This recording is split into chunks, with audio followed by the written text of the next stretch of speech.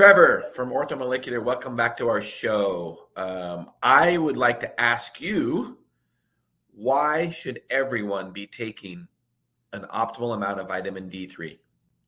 Right. So when you look at the term supplement, right, it's important that everyone understands why. So the supplement word means we're adding this to our original diet. So the question is, okay, why do we need to supplement vitamin D3? And that's another thing. We're talking about vitamin D3, cholecalciferol. So the reason why you need to do this is typically due to depletion. And so what we're looking at is sunlight exposure. So are you in a northern state or a southern state? Diet, are you eating foods that are rich in vitamin D? And also research, which is, okay, let's see what the upper threshold here is of this vitamin D in your blood and how therapeutic is it as we go higher and higher. And then when does it become toxic when we go too high? So the answer for why we need to supplement it is vitamin D is technically a hormone. It's a signaler for the immune system and many other systems in our body. Hormones are very powerful. Every single immune cell has a vitamin D receptor in it. And ultimately, the data suggests that as the higher we go, the more therapeutic it is, up to a limit of many clinicians would use up to 90 or 100 in the blood serum. And so what we see is there's many correlations between diseases, dysfunctions, and sicknesses when vitamin D levels are low. And the estimated average requirement of vitamin D for just Americans, about 90% are below that. So the reason why we need to is extreme deficiency and also extreme need in our body. So what would the recommended dose of vitamin D be? Yeah, Shawn, I think this is something that's debated daily. Here's what we'd say.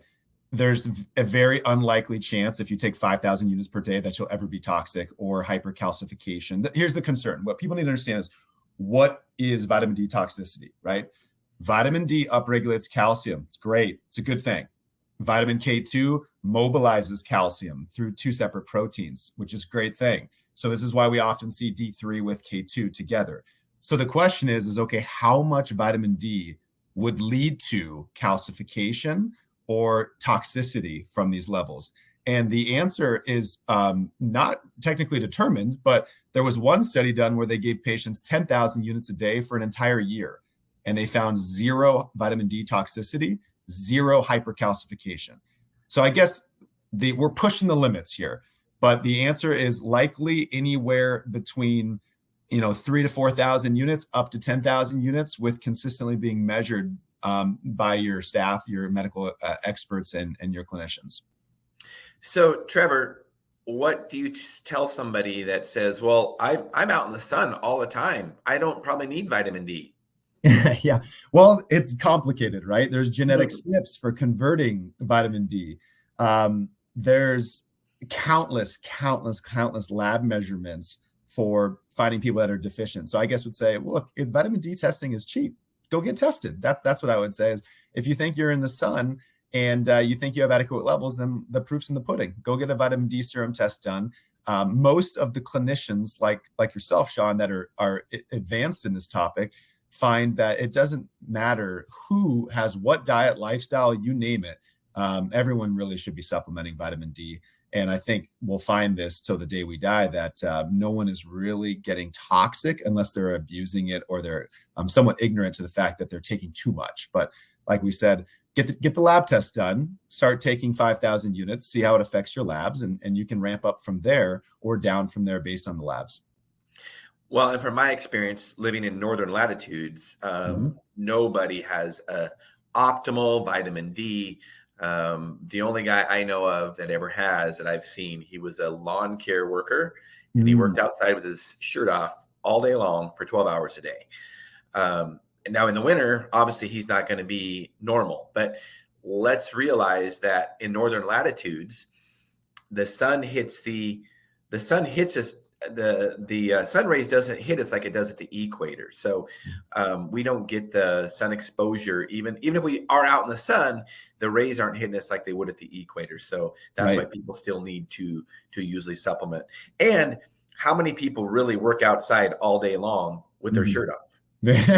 Well, only the lucky ones. Yeah. Right. What are we told to do? We're told to cover up to prevent skin cancer or use sunscreen. That's a whole nother topic. So Yeah, and one question I would raise for you, Shawn, since you're in the pharmacy setting and acute sicknesses and colds and flus come up a lot, is there's a lot of speculation on what is the cold flu season and why does it exist, right? And I don't think we have an answer totally, but I often think of when I go into hospitals, it's freezing cold. And I when I was younger, I'd ask the question, why is it so cold? And it prevents the growth of infections. But then I think, okay, then why is it the opposite in the environment? Why is it that every time it gets cold, we have the spread of chronic viruses and acute viruses and infectious viruses? And so, I mean, I'd throw that out to you as maybe that's one question I have. And secondly, is vitamin D correlated to that? Yeah, and we do know that vitamin D is correlated to seasonal affective disorder, which is more prevalent in the winter than it is in the summer. So you got to think that vitamin D does play a role in that. Now, obviously, sunlight stimulates a lot more than just vitamin D. We know that, neurotransmitters and things like that. Right. But vitamin D is a big part of it. Last question, Trevor. Yeah. Do you have to take vitamin D every day? No, fat soluble vitamin. There is some data back and forth. So here's what we'd say. What you want to do is keep an adequate amount of vitamin D in your tissues and in your blood, which is your transport system. So here's a couple of things why you should take vitamin D. One, it's affordable.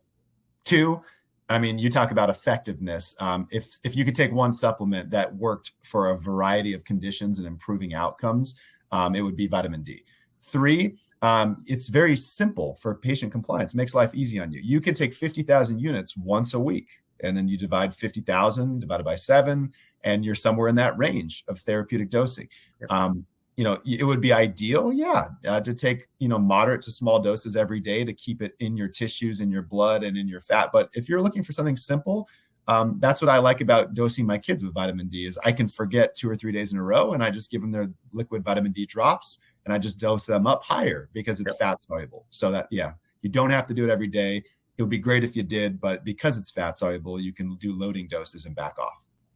And just to comment on the dosing, so in pharmacy school, I learned, 30 years ago that, the dose of vitamin D is 400 international units. You don't need any more than that. You need to worry about toxicity.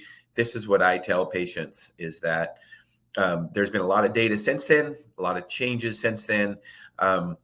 If you're completely naked and you are outside sunbathing, you produce 20 to 30,000 units of vitamin D over about 20 minutes of sunbathing naked. So to think that you can overdose on vitamin D by taking 5 to 10,000 units a day is kind of crazy if you think about it that way. Well said. All right, Trevor, thank you so much for that information. Thank you, Shawn.